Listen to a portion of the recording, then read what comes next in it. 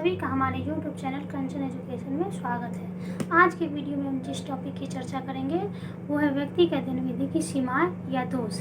तो आज के वीडियो में हम इस टॉपिक की चर्चा करेंगे कि व्यक्ति अध्ययन विधि की दोष या सीमाएं क्या है और जानेंगे कि होता क्या है और कैसे व्यक्ति का अध्ययन विधि में जो है दोष उत्पन्न होते हैं। तो व्यक्ति का अध्ययन विधि अपने आप में कोई वैज्ञानिक विधि नहीं है, इसे एक पूरक विधि के रूप में उपयोगी बनाया जा सकता है। रीडवे का कहना है कि यह विधि अव्यक्तिक, सार्वभौमिक, नैतिकता रहित, व्यवहारिकता रहित तथा पुनरावृत्ति मूलक घटनाओं को उपलब्ध नहीं करा सकती है। इन्हीं आधारों पर इनके सीमाएं या दोषों को जो है निम्नांकित बिंदुओं के माध्यम से समझा जा सकता है। तो फर्स्ट पॉइंट है सीमित सामान्यीकरण। व्यक्ति का अध्ययन विधि द्वारा एक या कुछ इकाइयों के संदर्भ में विस्तृत तथ्य प्राप्त किए जा सकते हैं। एक या कुछ इकाइयों के आधार पर सामान्यीकरण प्रस्तुत नहीं किया जा सकता। इस क्रम में पीवी यंग ने लिखा है कि व्यक्ति का अध्ययन विधि द्वारा संग्रहित आत्मपरक तथा तथ्य संख्यात्मक परीक्षण की परिधि में नहीं आते हैं। निदर्शन की इसमें कोई गुंजाइश नहीं होती है। इस प्रकार प्राप्त सामान्यीकरण जो होता है वैसे तथ्य हो जाते हैं जो विशिष्ट या एकांगी हो जाते हैं। अर्थात इस विधि में जो है कुछ इकाइयों के संदर्भ में विस्तृत तथ्य प्राप्त किए जाते हैं, परंतु सामान्यीकरण के प्रयास किए भी जाएं तो उसे सीमित क्षेत्र पर लागू किया जा सकता है। सेकेंड पॉइंट है अधिक लेने वाली विधि।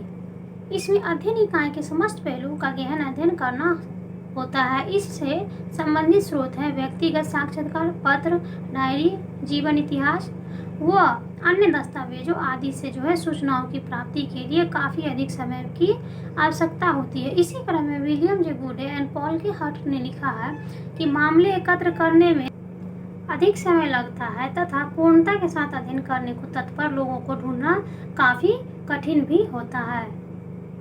थर्ड पॉइंट है अभिनति की संभावना। इसमें अभिनति की समस्या उत्पन्न होती है। एक तो इस विधि में इकाई के चुनाव में निदर्शन की किसी विधि का प्रयोग नहीं किया जाता।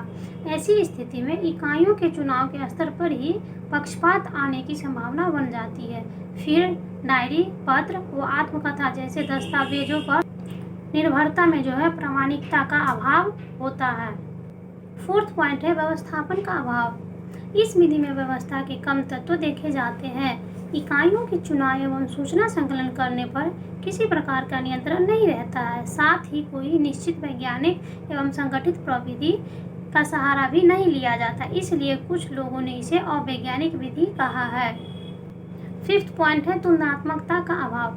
व्यक्ति का अध्ययन विधि में जिन इकाइयों का चयन किया जाता है वे विशिष्ट और असामान्य प्रकृति की होती हैं। ये इकाइयाँ सामान्यतः प्रातिनिधिक नहीं होती। ऐसी इकाइयों के आधार पर जो तथ्यों के प्रमाणीकरण के लिए तुलना किया जाना संभव नहीं होता है। सिक्स्थ पॉइंट है झूठा आत्मविश्वास।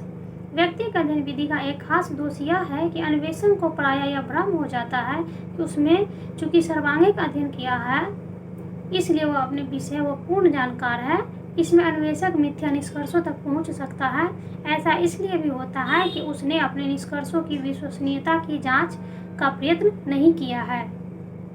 सेवंथ पॉइंट है व्यक्ति का अध्ययन से जुड़ा दोष। व्यक्ति के अध्ययन विधि के तथ्यों के प्रमुख स्रोत व्यक्तिगत प्रलेख, जीवन इतिहास, पत्र व डायरी आदि इत्यादि होते हैं। ये व्यक्तिगत प्रलेख जो है स्वयं दोषपूर्ण होते हैं।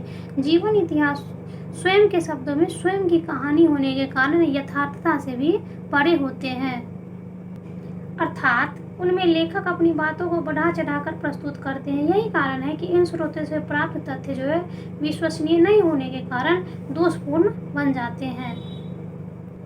8 एंड लास्ट पॉइंट है ठोस परिणामों का अभाव।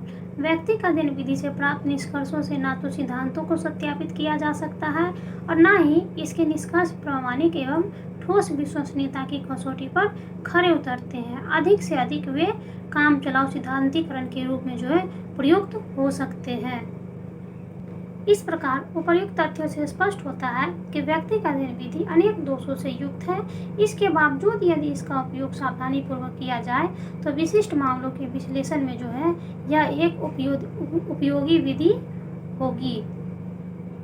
तो आज का हमारा वीडियो का टॉपिक था व्यक्तिगत अध्ययन विधि की सीमाएं या दोष, जिसके अंतर्गत हमने 8 पॉइंटों की चर्चा की है।